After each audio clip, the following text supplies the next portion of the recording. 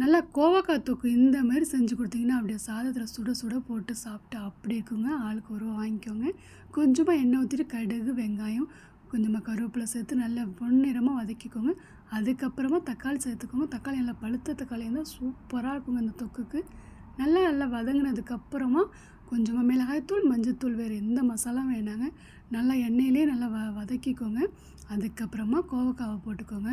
கோவக்காய் சேர்த்ததுக்கப்புறம் ஒரு 2 நிமிஷம் அப்படியே எண்ணெயிலே வதங்கட்டும். அப்போ தாங்க நல்லா சூப்பரான டேஸ்ட்டில் இருக்கும்.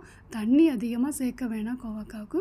கொஞ்சமாக அது வேகிற அளவுக்கு தண்ணி சேர்த்துக்கிட்டால் போதுங்க. ஒரு 10-20 நிமிஷத்துக்குள்ளே கோவக்காய் ரெடி ஆயிரும். நல்லா டேஸ்ட்டுக்கு உப்பு சேர்த்துக்கோங்க.